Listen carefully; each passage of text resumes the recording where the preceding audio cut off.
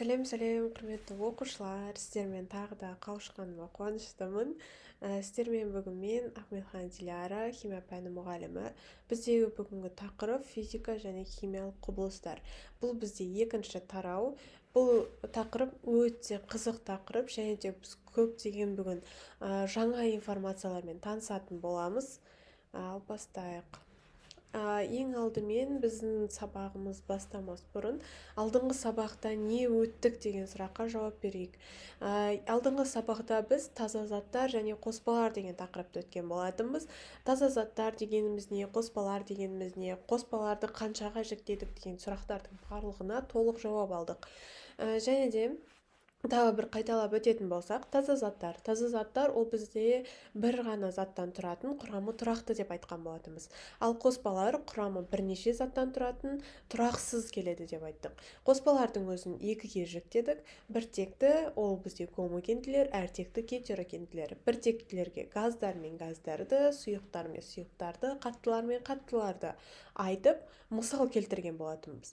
Ал гетерогендіге біз бірнеше қатты мен сұйықты, газ бен сұйықты, қатты мен газды деген секілді қоспаларды қосып, бір реакция түрінде туғанда мысал келтіріп өткен болатынбыз. Мен ойлаймын, бұл тақырып сіздерге толығымен түсінікті болды деп. Сол себепті бүгінгі тақырыпқа көшсек, бүгінгі тақырыптың жалпы кілт сөздері ол бізде физикалық, химиялық құбылыстар, реакциялар және оның белгілері. Біз бұл терминдермен бүгінгі сабақта толығымен танысып, ол дегеніміз не деген сұрақтардың барлығына жауап алатын боламыз. Ең алдымен құбылыс, ол бізде табиғат немесе қоғамда болып жатқан түрлі өзгерістер. Жалпы ол бізде енді өмірде мысал алатын болсақ, біздің өмір салтымыз барлық нәрсе ол құбылыс болып саналады. Мысалы, аспаннан қардың түсуі, мұздың еруі, мұздардың сынуы, сүттің ашуы, судың қайнауы, қардың еруі барлығы бізде құбылысқа жатады. Және біз құбылысты екіге бөлеміз, ол бізде физикалық және химиялық құбылыстар. Және де бұларға толық тоқтала кететін болсақ, физикалық құбылыстар ол бізде тек сыртқы пішіні ғана өзгереді. Жалпы оған мысал келтіретін болсақ, оған судың қайнауы жатады. Біз суды қайнатып, белгілі бір уақыттан кейін қарасақ, ол қайттан суып өз қалпына келеді. Мысалы, мұздың еруін айтамыз. Мұздың еруі ол бізде мұзды ерітесің, одан кейін қайттан суық жерге апарып қойсаң, ол мұз күйінше қайттан қатады. Немесе судың булануы. Су буланып, қайттан орнына келеді. Жалпы бұл қайтадан қалпына келе алатын құбылыстарды біз физикалық құбылыстарға жатқызамыз. Ал химиялық құбылыс ол бізде бір немесе бірнеше заттардан жаңа заттардың пайда болу. Ол реакция деп те аталады. Жалпы бұл химиялық құбылыстарға сүттің ашуын жатқыза аламыз. Сүттің ашуы ол бізде сүт ашиды, оның құрамында белгілі бір басқа нәрселер пайда болады, ал бірақ сүт өз қалпына қайттан келе алмайды. Вот бұл химиялық құбылыстарға жатады.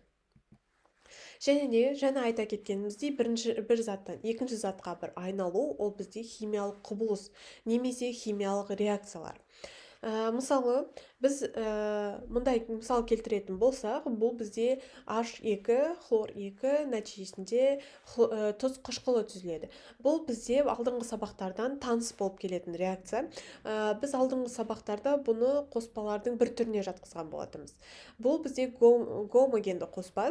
Газ бен газдың қосылуы нәтижесінде бір қоспа пайда болып отыр. Бұны біз химиялық реакция деп те атаймыз. Химиялық реакция екі заттың қосылуынан бір заттың пайда болуы. Немесе бұл жерде жалпы реакциялардың түрлері де бар, оның жалпы барлығын алдыңғы сабақтарда өтетін боламыз, толық тоқталатын боламыз. Ал әзірге тек химиялық реакция дегеніміз не, оған қалай мысал келтіре аламыз деген сұраққа жауап бере алсақ болды. Және химиялық реакциялардың белгілері ол бізде 4 белгіден тұрады. Ең бірінші ол бізде түстің өзгеруі. Біз H2O деген нәрсенің көбісі барлығы су екенін білеміз. Ол бізде H2O2 деген екі газдың қосылуынан тұрады. H2 ол бізде түссіз газ, O2 ол да бізде түссіз газ, нәтижесінде су пайда болады. Су енді барлығымыз білетіндей ашық көгілдір түсті болады. Екінші, тұнбаның пайда болуы. Тұнба ол бізде жалпы бариға H2SO4-ті қоссаң, барий 2SO4 қосылған H2 болады. Бұл бізде жалпы сіздерге қазір бұл элементтер, қоспалар таныс болмауы мүмкін, алайда біз барлығына толық тоқталамыз. H2SO4 дегеніміз ол бізде күкірт қышқылы, және H-хлор дегеніміз ол тұз қышқылы. Жалпы біз қышқылдармен, қоспалармен барлығымен толық бір танысатын боламыз. Әзірге ол жайлы андай қатты ойланып қажет емес. Барий дегеніміз 137 элемент болып келеді. Олардың жалпы қосу нәтижесінде бізде барий SO4 болады. Жалпы бізде Менделеев деген кесте бар. Ол бізде қазақстандықтардың қолданатын кестесі, химиялық кестесі болып табылады. Сол жерден тұнбаның қалай болатынын біле аламыз. Мысалы, Менделеев кестесінде бізде ергіштік кесте бар. Ергіштік кестеде бізде мысалы барий мен SO4 қоспасының қалай қосылатынын көріп, ол егер ерімейтін болса, ол бізде тұнба болады, еритін болса, ол бізде қосылыс болады. Және де тұнбалардың басты ескелі кететін нәрсе, ол бізде тұнба стрелкасы төмен қарап тұрады. Біз стрелканы төмен қарату арқылы тұнбаның бар екенін, бұл қоспаның тұнба екенін біле аламыз. Және де үшінші, ол бізде жылудың бөлінуі немесе сіңірілуі. Бізде С ол көміртек, қосасын оған оттекті, нәтижесінде көмір қышқыл газы бөлінеді. Және де осы біздің қосылыста 393 килоджоуль жылу бөлінеді екен.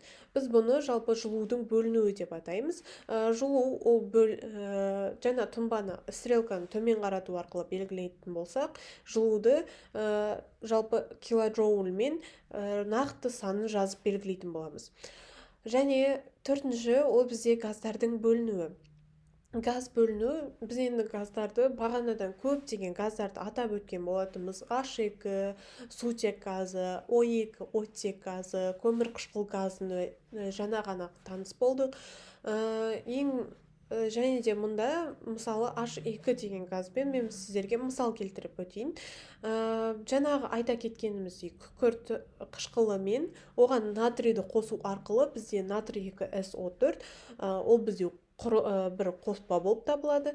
Оның және де H2 газы өзі жеке бөлініп шығады. Және бұнда да ескере кететін жайт, стрелканы жоғары қарату арқылы біз бұл қосылыстың газ екенін біле аламыз. Мысалы, H2 стрелканы жоғары қаратып, бұны газ деп белгілейміз. Осымен балалар, бүгінгі тақырып өте қысқа негізі, бірақ өте қызықты болды деп ойлаймын. Және де бүгінгі сабақта біз не өттік, барлығын бір қайталап шығатын болсақ, бүгінгі сабақта біз химиялық және физикалық құбылыстардың айырмашылығын біле алдық. Олар қалай болады, және де біз жалпы құбылыстардың қалай болатынын білеміз, және де оның физикалық және химиялық құбылыс болып бөлінетінін бүгінгі сабақта білген болатынбыз. Және де біз көптеген элементтермен таныстық, реакциялар жасап көрдік, және реакциялар арқылы біз оның қалай белгіленетінін, қандай газ дегеніміз не екенін, тұнба дегеніміз не екенін біле алдық. Және де барлығын бір қайталап өтетін болсақ, ол ең бірінші реакциялардың белгілерінен бастасақ, ол бізде жаңа бірінші айта кеткеніміз, ол бізде түстің өзгеруі. Жалпы бізде көптеген элементтердің өзінің жеке түсі болады. Мысалы, хлор газының жасыл түсі болады, темірдің қоңыр түсі болады деген секілді. Олардың су қосылу немесе басқа да қосылыстар қосылу арқылы оның реакцияның нәтижесінде басқа түс пайда болады. Және де тұнбаның бөлінуі, тұнба жалпы реакция нәтижесінде реакцияны қолдан істеп көретін болсақ, ол бізде ең бірінші тұнба, мүмкін одан газ бөлінеді, мүмкін одан H2O бөлінеді, су бөлінеді, яғни оның нәтижесінде жалпы тұнбалар ол бізде астында қалып қалады. Біз тұнбаларды алдыңғы сабақтан да өткен болатынбыз. Тұнбалар дегеніміз не, жалпы ол қандай құбылыс, оның барлығына тоқталған болатынбыз. Жалпы тұнбалар астында қалады, газдар ұшып кетеді, немесе су үстінде болады деген секілді. Және де жылудың бөлінуі ол килоджоуль дедік, газдың бөлінуі ол бізде стрелканы жоғары қарату арқылы белгілейміз деп айттық. Жалпы бүгінгі сабақ сіздерге толық түсінікті болды деп ойлаймын, түсіндіре алдым деп ойлаймын, және де алдағы сабақта бұл тақырыптарға да толық тоқталамыз, және де реакциялармен толық таныс боламыз. Енді үй жұмысы ең алдымен сіздер түсінбей қалған жерлеріңізді өздеріңіз оқып, мысал келтіріп көрсеңіздер болады. Сіздерге сол кезде толығымен түсінікті болады тақырып. Және де екінші тапсырма ол бізде химиялық кесте туралы өздеріңіз ізденіп, реакциялар құрып келу. Мысалы, жаңа біз натрий мен күкірт қышқылын қостық. Мысалы, сіздер де өздеріңіз білетін немесе естіген элементтеріңізден реакция құрып көрсеңіздер болады. Сол кезде сіздерге таныс болады, түсінікті болады, және де өздеріңізге де қызық болады деп ойлаймын. Осымен біздің тақырыбымыз толығымен аяқталды. Сіздерге барынша түсіндіруге тырыстым, түсінікті болды деп ойлаймын, және де алдағы сабақтарда кездескенше сау болыңыздар.